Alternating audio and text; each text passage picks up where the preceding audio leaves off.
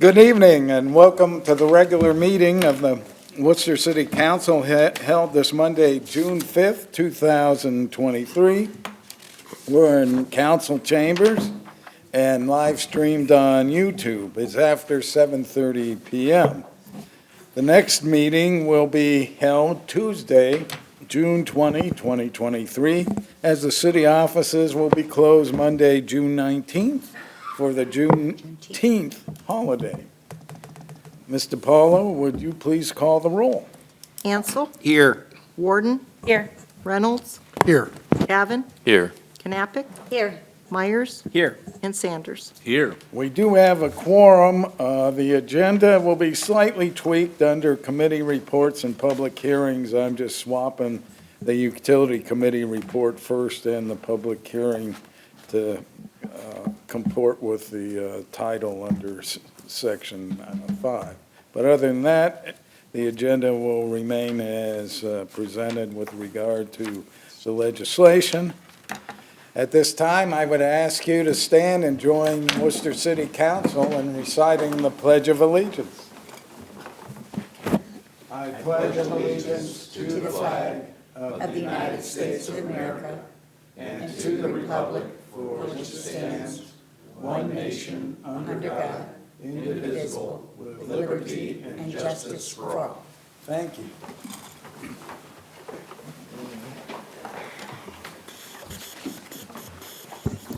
I seek a motion to approve the minutes of May 15th, 2023. So moved.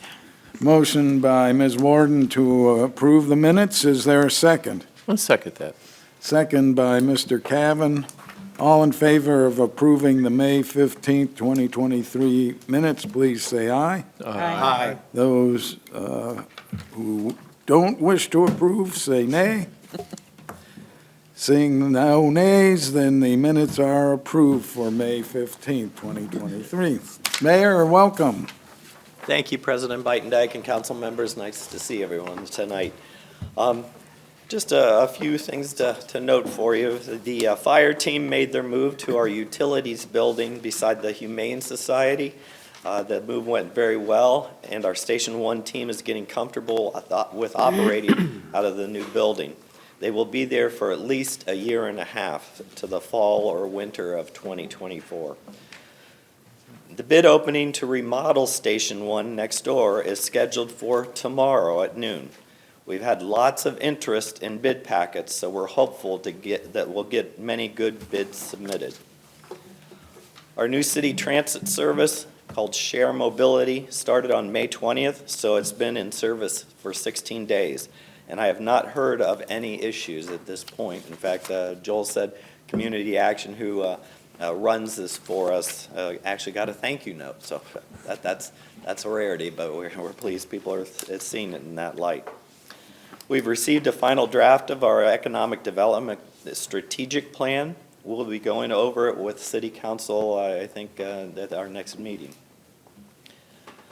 We will be holding our city's annual fireworks event on Tuesday, July 4th, starting at dusk at the Kinney Fields at the corner of Highland and Burbank Roads.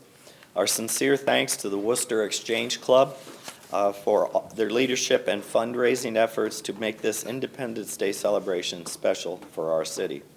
I want to say congratulations to Mike Mariola and his partners for opening up the Mariola Italian restaurant beside Muddy's in our city's entertainment district on May 24th. It's a wonderful addition to our city's restaurant selections and brings a new vibrancy to the east end of Liberty Street in our downtown. Thanks to all for investing in our city. Our third meeting of the steering committee for Worcester's comprehensive plan is tomorrow, June 6th. They will be going over the results from all of our community surveys that were submitted online and at the 2 in-person workshops held to get feedback. Our consultant, OHM, has done a nice job of trying to get as much community input as possible. It will give the best direction for our planning of our city's future. And that's is the end of my report there, President Biden. All right, thank you very much, Mayor. We do not have any petitions or communications from the public this evening. We do have a committee report. It's a utility committee report by Mr. Ansel. We just had a wonderful meeting on aggregation, so I'll turn the floor over to you, Mr. Ansel. Yes, I'll be brief, but we did have a very productive and insightful question and answer session hosted by Amy Hoffman of Palmer Energy Company and attended by Kent Scarrett, who's the director of the Ohio Municipal League. Again, they work in collaboration introducing this aggregation, utility aggregation program throughout the state. And there were a lot of good questions from the resident participants who attended that session. The information and discussion was lively, and a lot of questions were answered. And again, and I highlight for the viewers that we've reviewed this over the last 20 years 3 times, so this is the 4th time. And it certainly was validated through both Palmer Energy and the Ohio Municipal League that the demand for the aggregation process is at a record high right now because the anticipation of the escalating electrical costs and also potentially the natural gas costs. So we're going to have a good cost-competitive option. And the unique thing about this is once we go through the process, and we're all aware of the timeline to get this on the November ballot, the consumers will still have the opportunity to either opt in or opt out of the program. It isn't an all-in or all-out. You can still shop. There were several people here that are reviewing the utility costs on a monthly basis, but it will give them another baseline comparison that will be significantly below the average consumer price within the market or the market-driven price. Is it going to be the lowest all times? Perhaps not, but there were several stories shared that sometimes the lowest option isn't the best option because of the volatility and companies that come in and too aggressively and leave the consumer kind of in a quandary to provide those utilities for their consumption. So it's a good process. We're going to have several more meetings. There'll be at least 3 other public hearings or meetings, information sessions, but we are proceeding to get this on the ballot so the citizens of Wooster have a viable option to do energy comparative pricing reviews. So thank you, committee members. It was a fun meeting. Thank you, Mr. Ansel. We do have a public hearing. It'll be with regard to the annual tax budget. It'll be chaired by Mr. Sanders, the chairman of the Finance Committee. So at this point in time, Mr. Sanders, I will turn the floor over to you. Thank you, Mr. President. Yes, we'll call the public hearing to order related to the annual tax budget. The annual tax budget is a requirement of the Ohio Revised Code. The tax budget is a financial plan for the operations of the city for the next calendar year. It identifies how much money is expected from local, state, federal sources, the anticipated carryover fund balance, and how much is needed to carry out city government functions in the next year. The County Budget Commission will set our property tax rate based on this, which should not change. Usually I would ask our finance director to speak regarding this, but since I see he's not here tonight, I guess I'll throw that to the administration if there's any comments that you guys wish to add related to this. I think you're correct there, Mr. Sanders. It's a normal tax budget, nothing jumping out as out of the ordinary, and Mr. Doherty is the best authority, and he will be here for the next meeting, which I'm assuming you're probably going to leave this on second reading this time? Is that was the intent. Okay, yes, sir. so he can answer any of your questions at the third reading. Right. Yeah. All right, well, thank you. Anything else from the Well, team? with that being a public hearing, is there anyone in the public that has any questions or comments related to the annual tax budget? Well, if not, any council members have any questions? All right, well, we'll say that this, we've had our public hearing. We'll close the public hearing related to the annual tax budget. Thank you. Well, thank you, Mr. Sanders, for chairing the public hearing, and the record will reflect that we did have the public hearing. Brings us to unfinished business. We have a third reading of ordinance 2023-18. It'll be presented by Mr. Reynolds. Mr. Paula, would you please read the title? Ordinance number 2023-18, an ordinance amending Chapter 1351.04, amendments of the codified ordinances of the City of Worcester. Mr. Reynolds, the floor is yours. Thank you, Mr. President. Fellow council members, if you'll recall, earlier this year, we approved the reinstatement of a zoning district for mobile home parks, which in 2018 we had taken, or previous councils had taken out of the zoning code. And one of the things that was said when it came back in is there was a desire on the part of council to see some oversight ability on the part of the administration for mobile home parks. And that is what this legislation attempts to address. There are some questions raised at our last meeting by Mr. Myers, and I want to thank Scott for getting those to me so we could try to run down some answers. And I was just the middleman, and if it wasn't clearly obvious, I was just the middleman in that exchange because Mr. Monet ran down those answers, and I passed those back to council. I want to thank Mr. Monet for doing that work. I also want to thank Mr. Beitendijk for using some contacts with the state of Ohio, and I thought, that information was very useful as well. This is really dangerous. I'm going to try to give kind of an overview of where we are on this. And one of the things we're dealing with is preemption. There's federal preemption when it comes to the construction of mobile homes themselves. So we can't touch that. There is state preemption in the terms of how mobile home parks are operated, and we can't touch that to a large extent. So we can fill in the gap, so in a regulatory sense, of what is around that. I mean, the areas involving a mobile home park that aren't preempted by the federal government or by the state government. Now, there's some gray area there as to what that exactly is, and that's a result of a couple things. There's not a lot of case law out there. Normally, when it comes to regulatory matters, the case law kind of fills in the blanks of, okay, where does one governmental authority's jurisdiction start and the other one stop? There's not a lot of clarity here, and there's a couple reasons for that.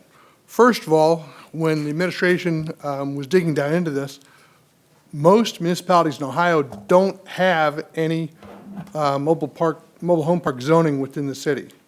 Again, it's not unheard of, but it's certainly in the minority. Some of those municipalities that do allow for mobile home parks don't address the issue of regulation of it itself. So there's a lack of comparables out there for us to model after. The other thing that happens is that, case law happens when disputes go to trial, they get appealed, and by and large, that doesn't happen in the world of these mobile home issues. Those disputes get resolved. So there's a fair amount of uncertainty there as far as how far our authority can go. The administration has come forward with a proposal that addresses what we think can be addressed, and that's what's been presented for you. And with that as kind of a background, I am going to move for the adoption of, and I got to pull it up here again, ordinance number 2023-18. Motion by Mr. Reynolds to adopt ordinance 2023-18. Is there a second? Second, Mr. President. Second by Mr. Ansel. Okay.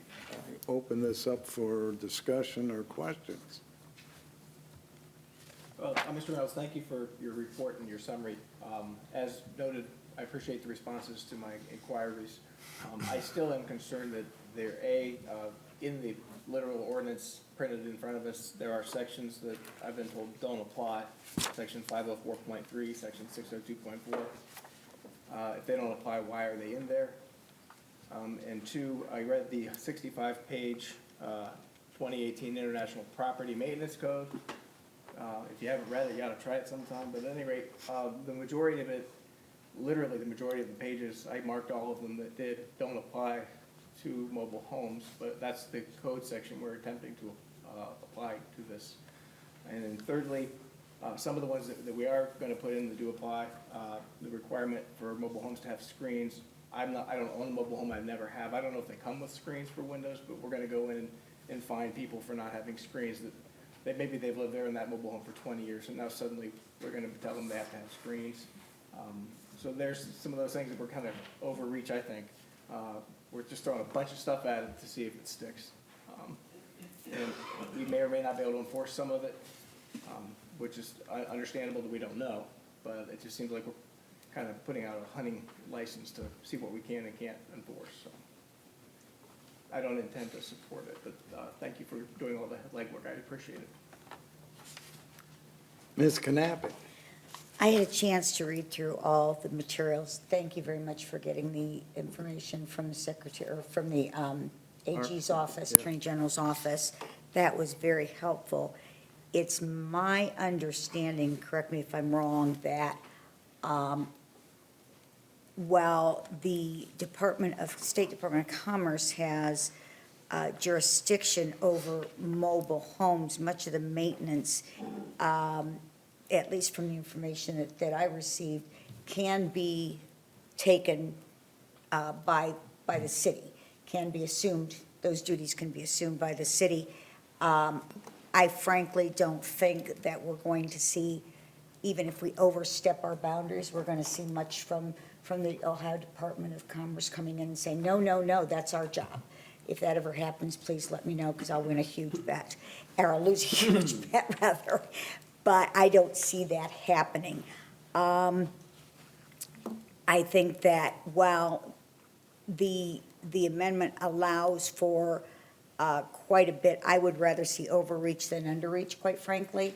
I would rather make sure that we have authority, even if it's in places where the Department of Commerce usurps our authority, but I would rather have that there, because I said I don't think they're going to stop, pop into Worcester and say, quit enforcing our laws, or stop taking over our jurisdiction. I just don't anticipate that happening. I would like to see both in the legislation, which I think it does, and also in our application, that the mobile homes be treated the same, or at least similarly to our regular housing as much as we can, just to make sure that we can maintain a specific standard in the city of Worcester, and people have good and safe and affordable places to live. So while I in part agree with Mr. Myers and part disagree with Mr. Myers, I think that this gives us at least a platform that we can work from. Thank you. I agree with your assessment, Ms. Knappich. Reading the email I got from Mo Nussbaum and reading the Attorney General opinions and various other items that he provided to me, which I disseminated, I'm going to agree that when it comes to building standards, that's pretty much preempted. With regard to health and safety standards, it looks like the city has a pretty wide range of latitude, which has nothing to do with the mandate that the Department of Commerce, has the power with regard to the construction and placement of the mobile home on the site where it's going to be. But in terms of, whether or not there's health and safety hazards, it not only seem that they abdicate their role because they feel, I don't even think that they say they have a real role with regard to that. And I think if you read the tenor of the email Mr. Nussbaum sent to me, I think that they tend to rely on the local community with regard to the health and safety matters, and would prefer it rather than use the valuable resources that the Department of Commerce has. And what I found to be specifically helpful was the Ohio Legislative Service Commission's memorandum from Attorney Andrew Little to the Honorable Steve Arndt. And on the second page of that, I think it's midway through the page. It says manufactured home park regulation. It says the law also states that municipal corporations and townships may not adopt or maintain ordinances or resolutions that conflict with the manufactured home park law, and I agree with that. The statement regarding conflicting laws, however, contains a caveat. Specifically, it provides that the law's provisions regarding manufactured home parks do not preempt any housing, building, health, or safety codes of any municipal corporation or township. And generally speaking, when the law doesn't specifically address something, then, as in, we cannot do that, then it leaves it open for the ability to do that. So I thought the memorandum that came from the attorney to the gentleman in the House of Representatives was very helpful, as was the Attorney General's opinion. Thank you. Thank you. Mr. Scavelli? I just wanted to point out that the Legislative Services memo is faulty in one big area, and that's it ignores federal preemption. So what you're reading is it's talking about state preemption. State preemption is not that big of a deal because the state government only has very limited power on what it controls. You will have heard throughout this, if people keep talking about state preemption, it's really not state preemption that's the biggest issue, it's federal preemption. The reason is that state preemption only covers the installation and the foundations and the support systems for the individual units. They also regulate licensing of sales and allowing in how an actual manufactured home park works. Federal preemption deals with the actual structure of the manufactured home, okay? So what that leaves us to regulate, and this is why I say that Legislative Services memo was faulty, and really, I mean, true information, but incomplete information and misleading. So are you telling me we don't have any right to regulate health and safety? That's a lot different from federal preemption of construction matters. Sure. So what are you talking about when you talk about health and safety? Well, So when we cleanliness of the lot, We can deal with basically cosmetic things on the outside for the most part, okay? Well, I So think this that's is what we're This is what I talking tell about. people. So this is why when we talk about why we're asking for this code to be passed, it's for one simple, or a couple simple reasons, but one big simple reason. We don't really know, and that's what Mr. Reynolds was trying to get at. We really don't know where preemption fits and where it doesn't. And there's really a dearth of case law on that issue, right? So what we're trying to do is fill in the gaps, okay? Most of the regulation of mobile home parks is preemptive, which we've been trying to explain throughout this entire process. well, you The say only part- regulation of mobile home parks. I see a big distinction between construction matters and health and safety matters. So here's. And what you've talked about in terms of federal preemption, it seems basically with terms of construction, because I remember about 30 years ago, when these laws were passed, is that a manufactured home should be given the same treatment as brick and mortar and stick construction homes. And I think that's where the federal preemption lies. And the issues that we've had in the past that the administration keeps referring to with regard to the Larwell Mobile Home Park, a lot of that had to do with health and safety and not with construction. Well, let me explain real quick what I mean by that, and then I'll be quiet then. But what I really mean by that is that, so there's two ends of this, okay? So a carport, okay, or a outbuilding, okay, we can regulate those things. We can regulate those things from the beginning to the end because they're just a building in the city, okay? So that's no problem. On the other end, what's clearly preempted is if there's a roof problem, okay, on the mobile home or the manufactured home itself. That's something we pretty clearly can't regulate. And when some places have tried, they run into problems, because even if they try to follow the HUD code for the federal regulations explicitly, they still run into problems because they say, well, the penalties you have are different than what the federal government has. So you can't enforce that type of thing. So those are two ends of the spectrum. The question is, what's in the middle? I think if you're talking about length of grass, you're good to regulate. If you're talking about trash on the outside, you're probably good to regulate. But we probably don't have a reason to go inside, right, to see if there's problems on the inside. Because a lot of times the reason we can do that, and all the attorneys on council will understand this, the reason we have the reason to go inside is because we have probable cause based on exterior issues to go inside.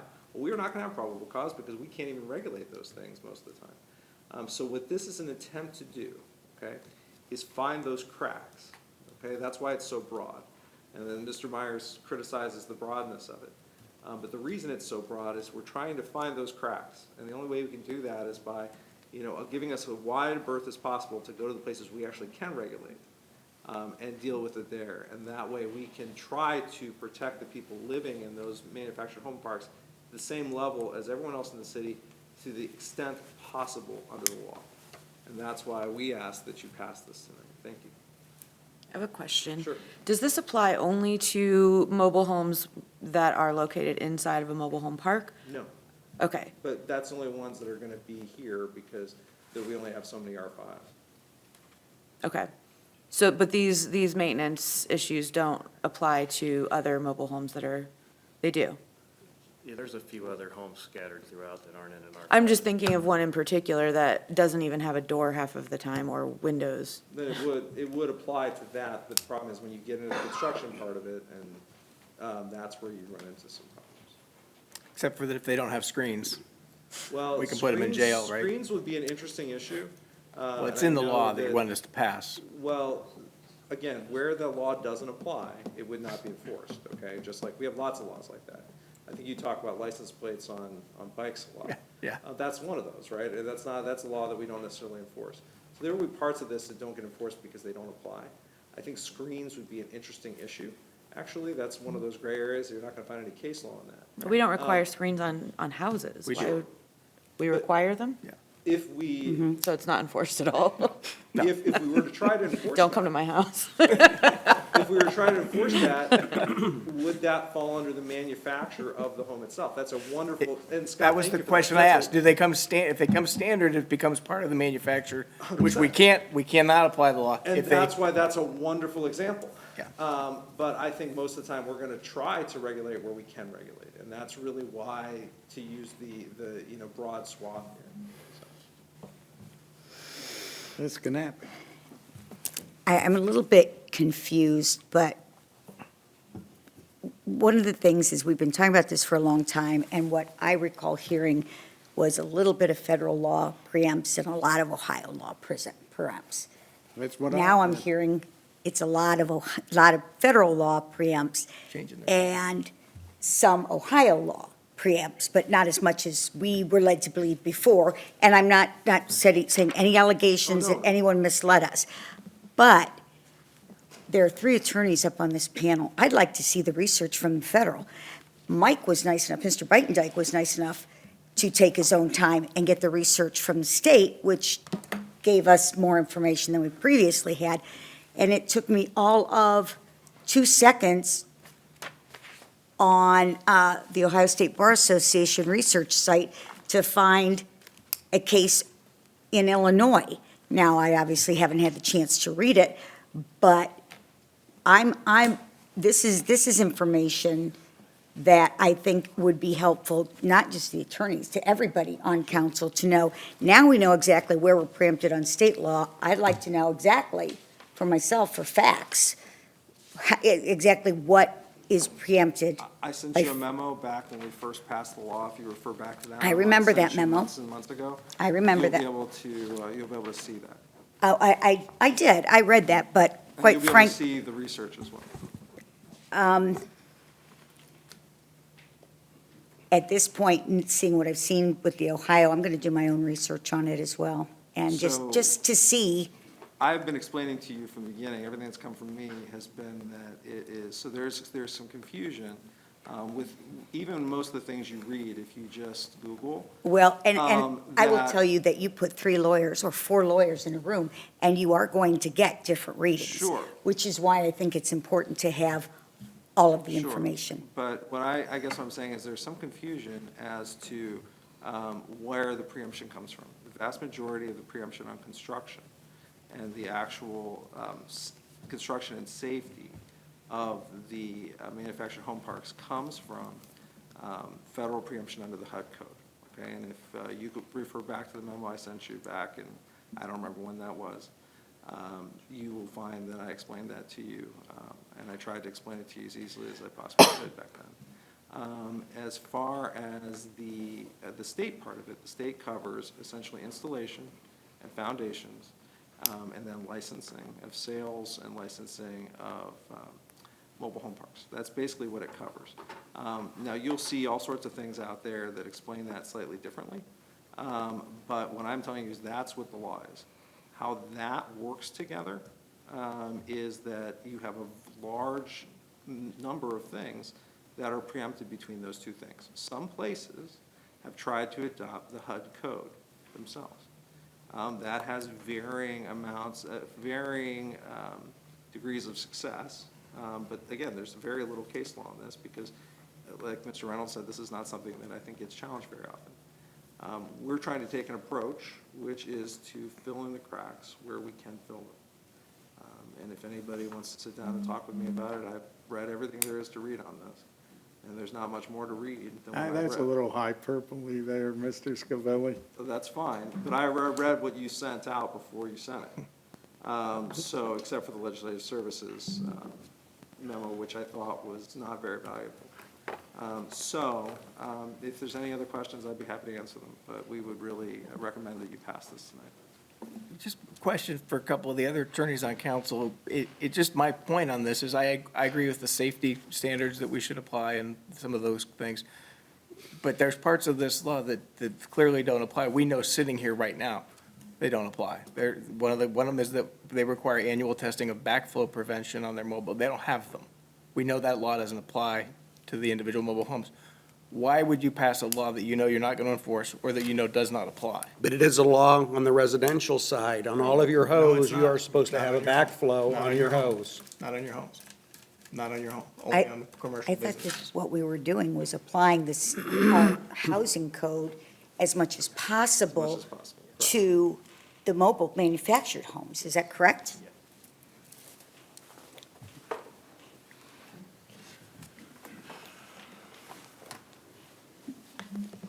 Yes, Ms. Knappich, I think you're exactly on the money, and Mr. Beitendijk as well, when you agreed with that. That's essentially what we're trying to do. So yes, there's preemption. We're going to try to figure out where we can nibble around the edges and find things that we need to for garbage and debris or peeling paint or things like that. So I do appreciate your comments, and you do raise a valid point, Mr. Myers. There are things in there we know don't apply, but they also don't apply to housing. So houses are not required to have a backflow preventer typically. But let's say you have a lawn irrigation system. Well, then you are required to have one, and that testing provision in there would apply. So that may apply with a mobile home as well. There may be circumstances, let's say they have a hot tub. So with a hot tub, they may be required, depending on the style of hot tub, to have a backflow preventer, and that provision would apply. It's similar with screens. We don't have an army of inspectors going out looking at everyone's house to see if they have a screen. But what happens is folks will rent an apartment. The landlord has no screens. It's hot out. It's 90 degrees, like it was Thursday. They want to open their windows and cook, and you have flies coming in the house, and it's unsanitary. So in those cases, we make sure that rental properties have screens, and that's part of our inspection. When we go into some of the RT district homes, we make sure they have screens. And we've met with Metro to make sure that the houses that they rent have screens. So it is an issue.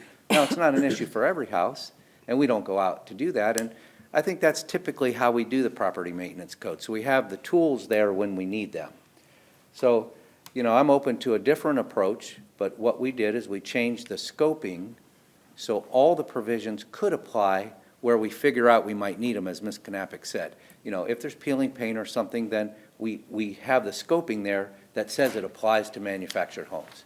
Now, you are right, though, Mr. Myers, there are things that we obviously can't apply. So we could probably go through that comprehensively and try to anticipate every situation that might come up and what might be preempted in every given circumstance or not. That would be very difficult and cumbersome. So, I think this approach is a pragmatic one. I think that's the best way to put it. But I think all of your comments are valid, but thank you. And that's why I said I'm assuming that any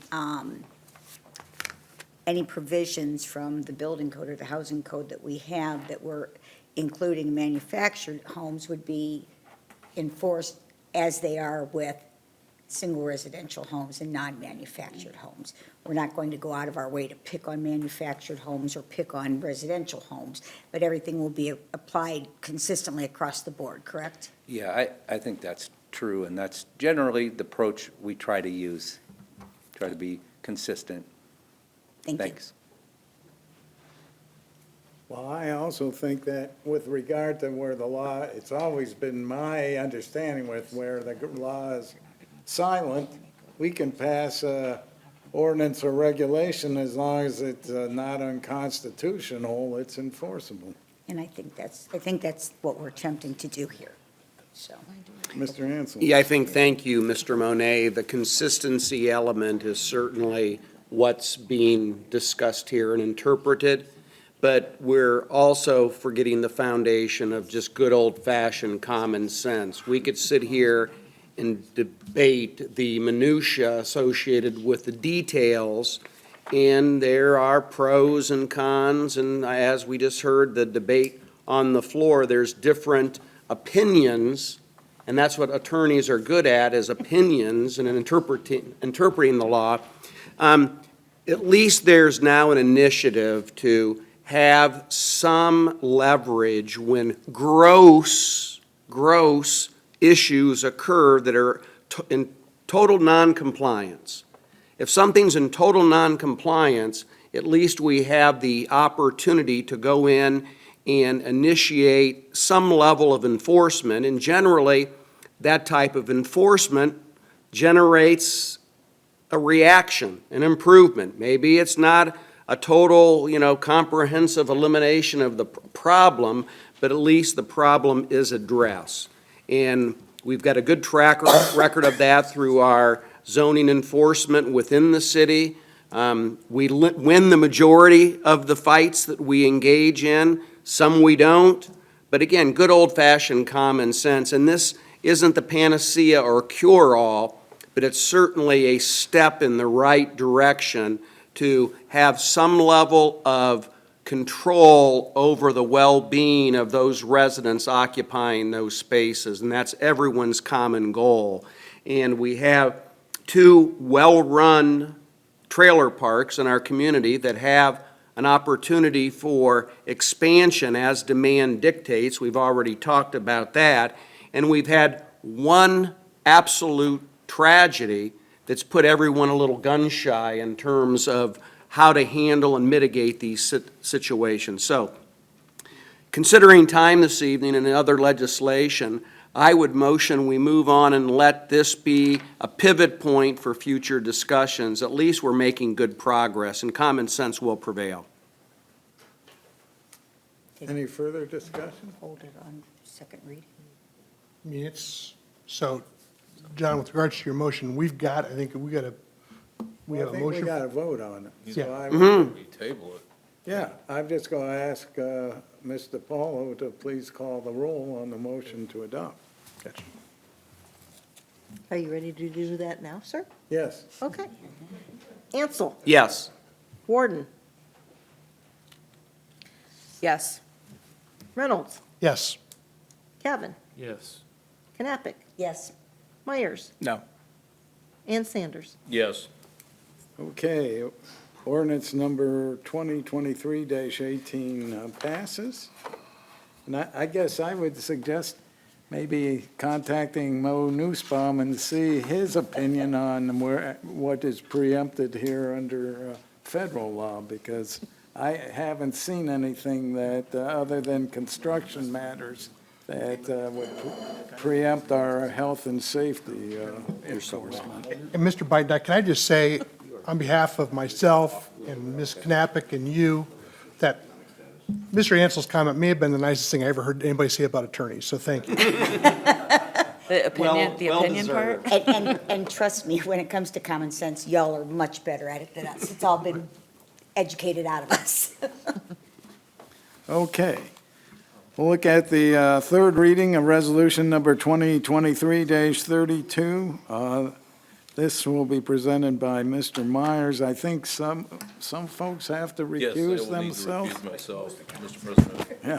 I would So need to Mr. do that as Sanders well. will recuse himself, and Ms. Warden will recuse themselves, because I think their employers have some of these, each have some sort of enterprise zone agreement or a TIF in place. So that leaves us still with enough to pass it on third reading.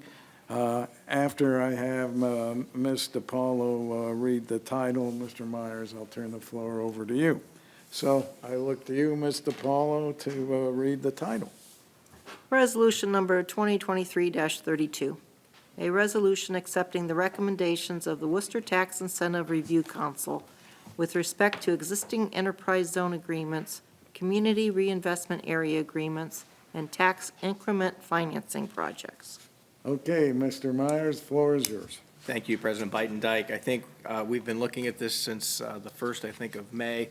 It's been on our agenda a number of times. Jonathan Millay gave a pretty good summary and synopsis back at that time.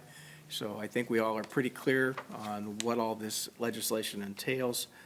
So unless there's any further comment, I'd like to make a motion to pass Resolution 2023-32 this evening. Well, I'll take that as a motion. We can comment later After, if we we'll get comment, talk later. after we get a second. So Second. Mr. Myers has moved to adopt, and a second by Ms. Knappich. Any questions or comments? I just want to say, because I wasn't at the last meeting, that looking at the memorandum that was sent out, it's great to see how successful these are and how much money and opportunity it's brought to the city. I think it's not only a great program, but I think it's been well-run here. You took the words right out of my mouth, Ms. Knappich, because I sit on the Tax Incentive Review Council and have for a number of years, and I'm impressed with that. This is certainly a program that I don't know why more communities don't pass, because it certainly has allowed the growth downtown. It certainly has increased the amounts that go into the school board's general fund with, had there not been these things, and the city should be commended that they continue to use it and promote it. Seeing nothing further, would you please call the roll on the motion to adopt? Ansel, Yes. Reynolds, Yes. Cavan, Yes. Knappich, Yes. Myers, Yes. and that's it. All right, resolution number 2023-32. And I see Ms. Warden and Mr. Sanders have come back to the fold and are now sitting at council table. Now we're looking at the third reading of resolution number 2023-33. It'll be presented by Mr. Reynolds. Ms. DiPaolo, would you please read the title? Resolution number 2023-33, a resolution petitioning the Board of County Commissioners of Wayne County, Ohio, for a change of township lines to conform with the corporation limits of the city of Worcester and allowing for immediate enactment. Mr. Reynolds, the floor is yours again. Thank you, Mr. President. This is our third reading on this. We've delayed taking action on this before because certain notices had not gone out, giving us the ability to act on this previously. We've talked about how this is really the last step following an annexation that's been successful, where we go back and we ask the county commissioners to conform the township boundary lines. I happened to have a meeting with the county auditor last week, kind of on a different matter, and it segued into a discussion on this topic. And I think when Jonathan presented this before, he said that this was really something that, really made life easier for the Board of Elections, for the county auditor, for the taxpayers involved. And he kind of undersold it in terms of what the auditor's expectations were. She was adamant that this needed to be done. In checking with the administration on this, apparently there was a time, and it may have predated any of our involvement with council, where these were not routinely done. There was kind of reasons for that what hadn't happened, and I assured her that going forward, that we were being pretty diligent about making sure that it did happen from this point forward. So again, this is with regards to the most recent annexation, the 32.24 acres on Melrose Drive. So with that as preface, I will make a motion for the adoption of resolution number 2023-33. Motion to adopt by Mr. Reynolds. Is there a second? Second.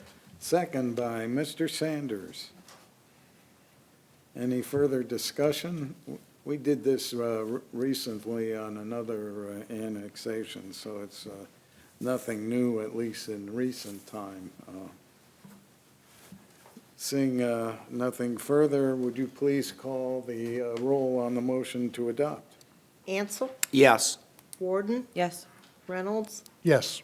Cavan, Yes. Knappich, Yes. Myers, Yes. and Sanders. Yes. Resolution number 2023-33 passes. Okay, we're getting into the fun stuff that involved the utility committee meeting earlier this evening. It'll be presented by Mr. Ansel, which is resolution number 2023-34. It's on its second reading. Mr. Paulo, would you please call the roll? You want me to call the roll, Well, I or would mean, you I'm like sorry, me to read the that- heading? Read it. I'm looking at the roll here, so. Okay, anyway. no problem. Resolution number 2023-34, a resolution authorizing all actions necessary to effect a governmental electricity aggregation program with opt-out provisions pursuant to Section 4928.20 of the Ohio Revised Code, directing the Wayne County Board of Elections to submit a ballot question to the electors. Mr. Ansel, the floor is yours. Yes, I will be brief because we've covered this in great length and we understand the process. We'll keep this resolution on second reading this evening. The plan will be to have the third reading at our next council session on the 20th, of which we will vote, and if approved, this will be on the November ballot for the residents to make the decision on the energy aggregation. So that being noted, this will remain on second reading this evening. Yes, Ms. Can I Knappich? just add one thing? I'm sorry. Per law, we're required to have two public hearings. If this passes at the next reading, we're required to have two public hearings. I would ask the administration that they televise those so that people who are not available to come in and be at the hearings. This is a big issue for a lot of people, and it involves money that, for example, the elderly who may not be able to get out to a public hearing, or I know when my kids were at home, it was hard to get out in an evening because they were there, and I'm certain you don't want 2- and 3-year-olds brought to hearing. So I was thinking if we could do that and have that televised, it would be helpful to the general public. Great Thank you. And that being noted, as Joel outlines, the two public hearings that are required or mandated by law can be held on the same day. So there could be an AM and a PM public session, public hearing, but we can play that by ear. Let's, first things first, yes, in the process, but that would happen sometime after the summer. Thanks. summer recess. Thank you. Okay, we'll consider resolution number 2023-34 as having its second reading. That brings us to resolution number 2023-35. And it'll be presented by Mr. Ansel, and it deals with the same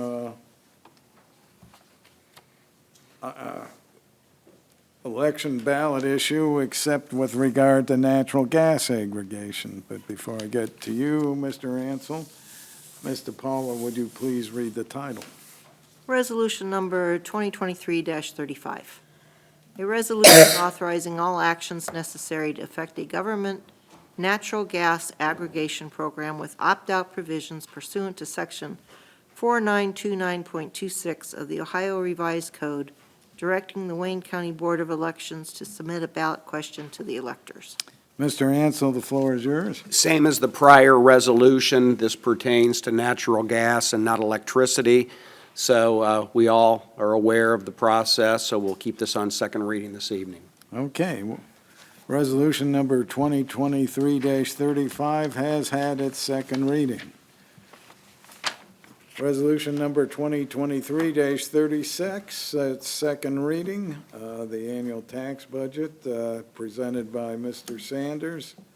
Before I get to you, Mr. Sanders, Mr. Paulo, would you please read the title? Resolution number 2023-36. A resolution providing for the annual tax budget for fiscal year beginning January 1st, 2024. Mr. Sanders, the floor is yours. Thank you, Mr. President. As we had previously discussed in the public hearing related to the tax budget that needs to go to the county, at this particular point in time, we've had our public hearing, and from a statutory standpoint, since this does not need to go to the county until July 20th, we will just leave this on second reading this evening. Okay. Nothing further. Resolution number 2023-36 has had its second reading. Now on to new business. Resolution number 2023-37. It'll be presented by Ms. Warden. It is slated for 3 readings. Mr. Paulo, would you please read the title? Resolution number 2023-37.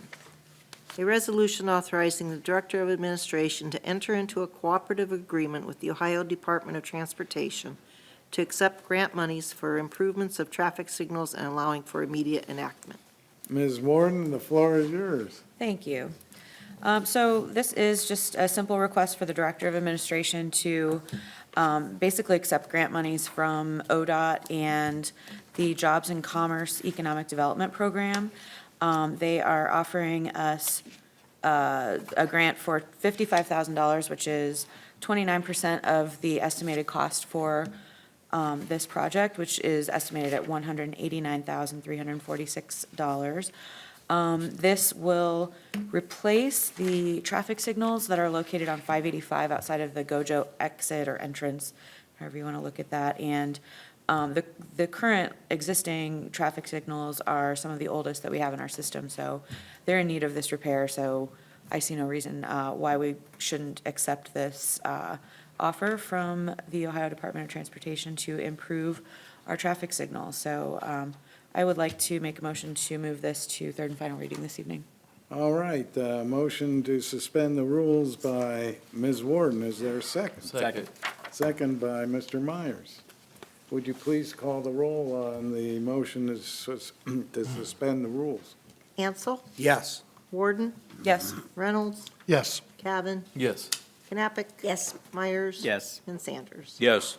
The rules have been suspended. I look to you again, Ms. Warden. Thank you. I make a motion to adopt. Motion to adopt by Ms. Warden. Is there a second? Second. Second by Ms. Knappich. Any further discussion? I said this before, I think people would be surprised at how much traffic signals cost, and that somewhere where it's appropriate, how prudent it is to put a traffic circle, because it's a lot less costly in the long run, not to mention the safety aspects, and it doesn't have to be replaced because of the fact it's a mechanical or electrical device. At least that's my take on the thing. Seeing anything further?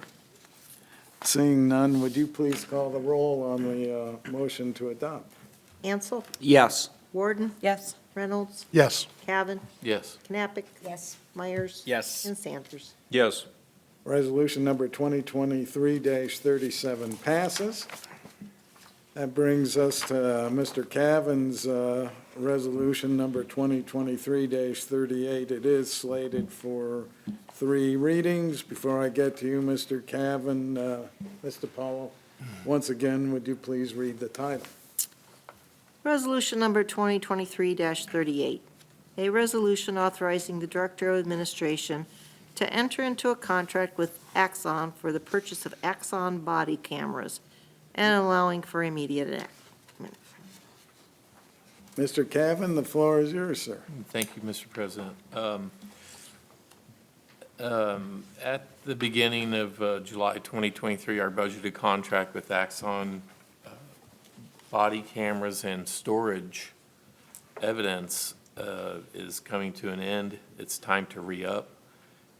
In the same line of thinking, our cameras are at the end of their useful life, I've been told, starting to see glitches from time to time. They're a necessary item.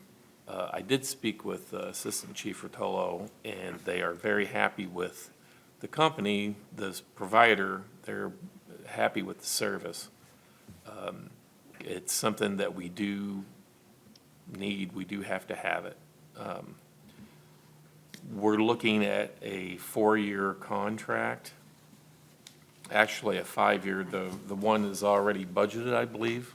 So we're looking at extending it 4 further years to complete at the end of 2028 would be the end of the contract we're talking about here. That does include 49 body cameras, storage for the cameras, docking stations, and all the accessories that are needed. Because this contract is at the beginning of July, I would like to move this along and put it on 3rd and final reading this evening. All right. Motion to suspend the rules by Mr. Cavan. Is there a second? Second. Second by Mr. Ansel. Would you please call the roll on the motion to suspend the rules? Ansel, Yes. Warden, Yes. Reynolds, Yes. Cavan, Yes. Knappich, Yes. Myers. Yes. And Sanders. Yes. Rules have been suspended. Mr. Cavan? Yes, I would make a motion to adopt. Motion to adopt by Mr. Cavan. Is there a second? Second. Second by Mr. Myers. Any comments, questions? I see Chief Rotolo sitting, no, that's No. Mr. Lemon. Yep. Sorry there, Tony. I would, if I could, just to clarify, Mr. Cavan did an excellent job explaining.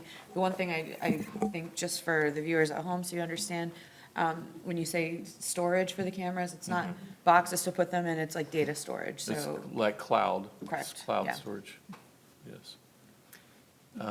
Those are held for a finite amount of time, I know. I'm not sure exactly how long. But, you know, with evidence and court proceedings and things like that, there is a life to those. Mhm. Well, I assume when all appeals are exhausted that you can delete the video, right? Swipe to the left. Well, you know,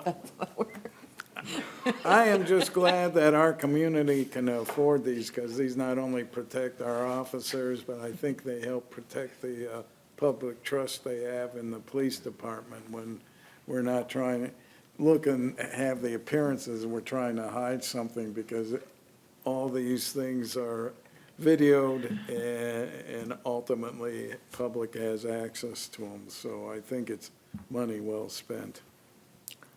Mr. Biden, I would agree wholeheartedly with that. And, you know, it's a pretty big jump from the last contract to this contract. but I don't think this is an area that we want to try to cut corners on. I mean, I think not having quality services here could come back and the costs in a lot of ways would far outweigh what we're looking at here. Yes, Assistant Chief Rotolo had informed me too that it's not just this particular manufacturer, the cost is going up industry-wide. So even though it has gone up, they're still not the highest priced server, so. And Storage costs, from the last contract, we didn't have unlimited storage. We've had to go to unlimited storage, so that increased the cost as well. And one of the other things, and I agree with you, Mr. Reynolds, one of the reasons for the increase is the last agreement we had was a multi-year agreement, as this one is, where we have locked in the price for 4 more years after this year. So you can expect after 4 years, like the last time, there's going to be an increase. And the other note is that the body cameras, and this price does include 49 brand-new ones. Kind of like with your Apple phone, once they've stopped supporting the upgrades, that's what's happened with the cameras we currently have. So they're no longer actually repairable or upgradable. They're at the end of their life because the manufacturer is no longer supporting it. So we didn't have a lot of choice in that part, but we've gotten good use out of them, and it's been a good vendor relationship, so, thank you. Mr. Biden, we were just discussing over here, you remember the opioid dollars, the settlement? Right. We think that this might be something that could be applied to in future years, so we're not sure at this point, but I think there's a good likelihood that hopefully it'll bring some of the costs down. That would be fantastic, because that really isn't coming out of the actual tax collection money, so that'd be wonderful. I just can't imagine operating a department our size without them, and frankly, every once in a while, an article catches my eye in another jurisdiction or another state, and the police chief lamenting, wish we had body cameras for our police department. I'm just glad we can provide them for our officers in the city. Yeah, basically now it's a necessity, so.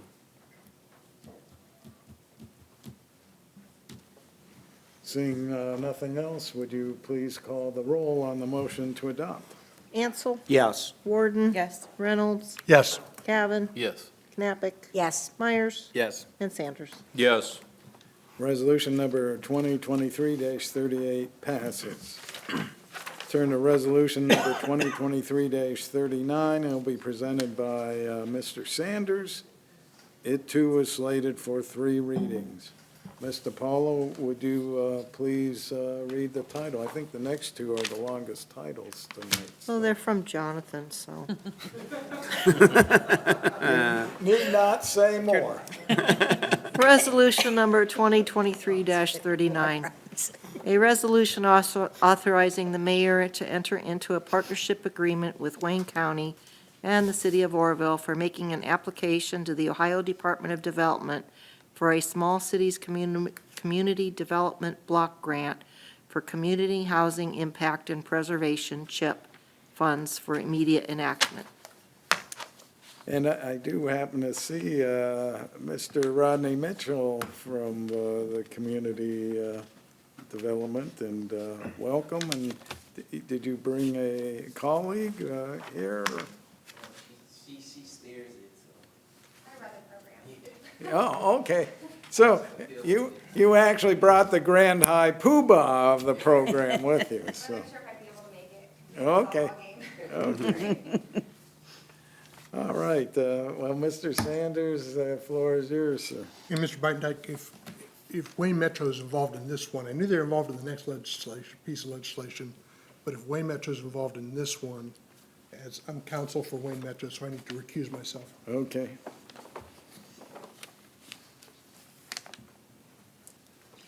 Mr. Sanders? Thank you, Mr. President. Yeah, this is to authorize the mayor to renew our CHIP partnership agreement with Wayne County and the city of Oroville to allow the mayor to submit a competitive application to Ohio Development Services Agency on behalf of the partnership for 2023 through 2025 CHIP funding cycle. Grant applications are extremely competitive and scored on a myriad of criteria, which changes from year to year. For the current funding cycle, Ohio Department of Development continues to encourage communities to form partnerships when filing applications. As the lead, the city would apply to DOD for an estimated $1,045,000 in CHIP funds, expend these funds for projects countywide, and then do reimbursement through the grant. $350,000 of these funds would be spent in the city of Wooster, within the city of Wooster limits. Allocations are flexible and may be and historically have been shared between the partners, and Worcester is in the best position of all its partners to secure and maintain the grant. I'm not even sure how many years we've done this. It's been multiple times. It's been very advantageous that we've been able to utilize this in our community. And with that, I would motion to suspend the rules of council and place this on third and final reading. Motion to suspend the rules by Mr. Sanders. Is there a second? Second. Second by Mr. Ansel. Would you please call the roll on the motion to suspend the rules? Ansel? Yes. Warden? Yes. Cavan? Yes. Knappich? Yes. Myers? Yes. And Sanders. Yes. Rules are suspended. I look to you again, Mr. Sanders. I would motion to adopt. Motion to adopt by Mr. Sanders. Is there a second? Second. Second by Mr. Myers. Any further discussion, questions? This has been a great program over the years, and it's been well-run by Wayne Metropolitan Housing, and it's nice to see friendly faces here. And I have to embarrass Rodney. I remember when he was a freshman on the Fighting Scott basketball team, but I was much younger then. He hasn't changed. Mr. Brayton? Yes, Ms. Knappich. Thanks. I just would like to point out to the general public, because I know when I started, I didn't know what a CHIP program was. And right now, there's so much discussion about housing for lower and middle income people. And I want to make sure that people understand that what this does is that it preserves housing for low-income households and enhances the neighborhood, because it's money that we get that can go into that housing. And the more improved and available lower and middle-income housing we have, the better off we are. And this is something that is, I mean, there have been over 677 homes that have been repaired countywide since the inception of the program, and that's pretty impressive. And with interest rates the way they are right now, nobody can afford to move. So it's nice to be able to get these grant funds to fix up our lower and middle income housing. So we appreciate that. Absolutely. President Bite-Dyke, if I could, this is Tanya Sargent. She's been our liaison with Metro Housing on the CHIP program and community action type, or not community action, but other things that put metropolitan housing. So she works very closely with Jonathan and all of these different grants. So I just wanted to give her time in the sun, because she doesn't get to many of these meetings. So thank you, Tanya, for your help. All right. Mr. Paula, would you please call the roll on the motion to adopt? Ansel? Yes. Warden? Yes. Cavan?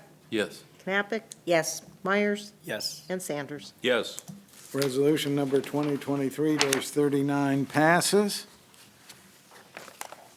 The penultimate piece of legislation is next, resolution number 2023-40. It is slated for 3 readings. It will be presented by Mr. Sanders. If you would, Mr. Paulo, please call the roll, or please read the title. I'm trying to hurry this meeting along. Have you noticed? I did. Resolution number 2023-40, A resolution authorizing the mayor to enter into an agreement with the Wayne Metropolitan Housing Authority for administrative consulting services for a Small Cities Community Development Block Grant for a Community Housing Impact and Preservation CHIP program and for immediate enactment. Mr. Sanders, the floor is yours. Thank you, Mr. President. Yes, now we are engaging, or potentially going to engage, the Wayne Metropolitan Housing Authority as our providing consulting services in administering the CHIP funds that we are anticipating we will be receiving with our Wooster-Wayne County Orville partnership. The resolution authorizes a service contract, and a copy of the service contract itself is required as part of the documentation for filing the CHIP application. These services are anticipated, the maximum total cost of these services is anticipated to be $125,400. As we previously stated, Wayne Metro Housing has done this for us. I'm not sure that they've done it every time that we've done this, but they have done it many other times. They do a great job. And with that, I would motion to suspend the rules of council and place this on third and final reading. Motion to suspend the rules by Mr. Sanders. Is there a second? Second. Second by Ms. Knappich. Would you please call the roll on the suspension of the rules? Ansel, Yes. Warden, Yes. Cavan, Yes. Knappich, Yes. Myers, Yes. and Sanders. Yes. Rules have been suspended. I'll look to you for the last time this evening, Mr. Motion to Sanders. adopt. Motion to adopt by Mr. Sanders. Is there a second? Second. Second by Mr. Myers. Mr. Sanders, Yes. did the individuals who came this evening wish to speak on this issue, or? That was your question. Okay. I think Ms. Sargent has had enough of the limelight and is ready to go back in the shadows. Did you win the ball game? Yes. All right. That's important. Yeah. Seeing nothing further, please call the roll on the motion to adopt. Ansel, Yes. Warden, Yes. Cavan, Yes. Knappich, Yes. Myers, Yes. and Sanders. Yes. Resolution number 2023-40 passes. Mr. Mitchell, Ms. Sargent, thanks for attending. Good luck with driving lessons. I don't envy you. That brings us to our last piece of legislation, resolution number 2023-41. It will be presented by Mr. Ansel, and it's one of the few pieces that we've had tonight that is actually budgeted, so will not require suspension of the rules. But it does require Ms. DiPaolo to read the title. Ms. DiPaolo, if you would do so, please. Resolution number 2023-41. A resolution authorizing the expenditure of funds for utility preventative maintenance and of repair items for utility infrastructure and allowing for immediate enactment. Mr. Ansel, the floor is yours. Yes, this is an administrative initiative or resolution, whereas our water and sewer utilities division has maintenance and repair and operating supplies that they keep on hand. The original budget amount was at $50,000 or less, and it looks like it's going to exceed that due to price increases with valves and fittings and the various items that they consume on their day-to-day operations. So they're just requesting council to authorize additional funds in their blanket purchase order with Core in Maine, who's been a long-term provider of these component parts. They have done competitive reviews, and consistently Core in Maine provides the highest level of service at the lowest cost, so the greatest value for convenience for our utilities department. So that being noted, I would motion to suspend the rules of council as President Biden. Budgeted. Mr. Yeah, motion to adopt. Thank you, Mr. Ansel. Motion to adopt by Mr. Ansel. Is there a second? Second? Second by Ms. Warden. Any discussion, questions? Ms. Knappich. I do. On principle, I truly object to any legislation that leaves numbers open-ended. This, and I did not see any number other than exceeding $50,000. There's nothing in the estimated total cost, funds or costs. I don't feel comfortable passing or voting yes on any resolution that simply says that we're authorizing in excess of $50,000 but doesn't put a cap on it. So I would have to vote no on this as it reads today. You can't exceed the amount that you approved in the budget. So there were, I don't have it right in front of me, we had miscellaneous capital items in there for water valves and hydrants and those kinds of things, so. This is simply to increase the $50,000 for the single vendor, not. Correct. It doesn't add to the budget, so meaning we can't exceed the amount budgeted for those items, we're just spending more with that vendor. Correct. I understand that, but I still am uncomfortable, which is having it open-ended without any cap on it. With a single supplier, that is a good thought. I mean, could we get with Mike and we can just go ahead and review this in second reading with a forecasted amount, with what he's anticipating? With Core and Main, because that's the blanket purchase order that this one pertains to. I And feel- most blanket purchase orders have a cap on it, not to exceed $100,000, whatever. Okay. So, yeah, good I point. feel more comfortable, thank you. Okay. Appreciate that. See $2 million. Yeah. So we'll keep this on first reading this evening I and think you'll have to move to Let you guys remain withdraw the. move to withdraw the motion to adopt. Second. Would you- What I wanted to do initially. Yeah. God's rules. Yeah, and we should have kept it on 3 readings, shouldn't we? Could you please call the roll on the motion to withdraw the motion? to Sorry for the adopt? inconvenience. Okay. Ansel. Yes. Warden. Yes. Reynolds. Yes. Cavan. Yes. Knappich. Yes. Myers. No. And Sanders. Yes. All right, the motion to adopt has been withdrawn. We'll consider this to having a first reading.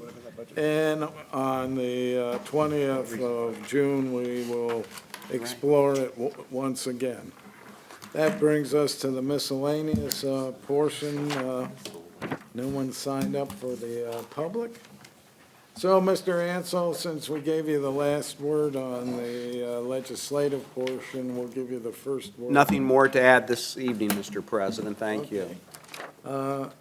Ms. Warden? Thank you. I just wanted to basically share with what the mayor had said earlier, or add to that about share mobility and how we've had some positive feedback. I've also heard some positive feedback, and I see their vehicles out in the community, and they look wonderful, and they all seem to be, driving very safely, which is a nice change. So, so I appreciate that. So keep up the good work. Thank you. Mr. Reynolds? Thank you.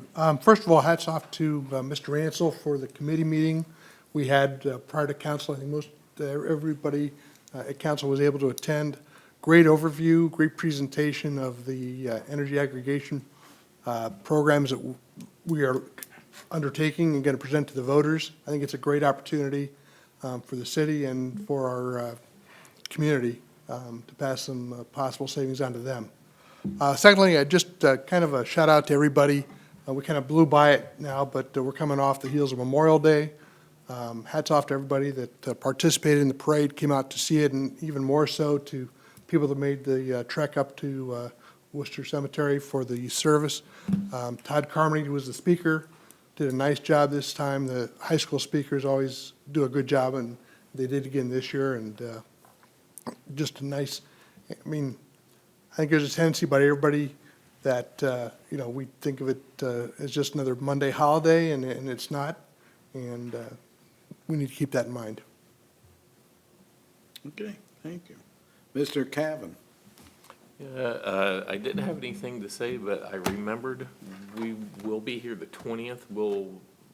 We won't be here Monday, the Juneteenth, so I would wish everyone a happy Juneteenth. Okay. Ms. Knappich? Nothing further, thank you. Mr. Myers? Thank you, and a couple of things. One, I generally agree with most things that you have, Mrs. Knappich. I didn't feel we needed to not pass the legislation this evening on the utilities thing because there is a cap on what's budgeted, so I didn't want to disagree with you there. We generally are always on the same page.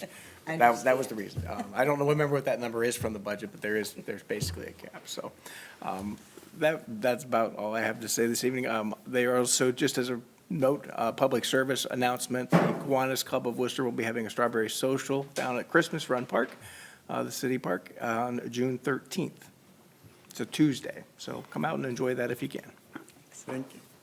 Mr. Sanders will give you the last word this Well, evening. thank you, Mr. President. Yeah, I just wanted to thank the public that came out to listen to the aggregation, the presentation, ask the questions. We had a lot of really good questions related to that, and, hopefully the community will allow us, through their vote, to be able to at least have an opportunity to try to take advantage of it.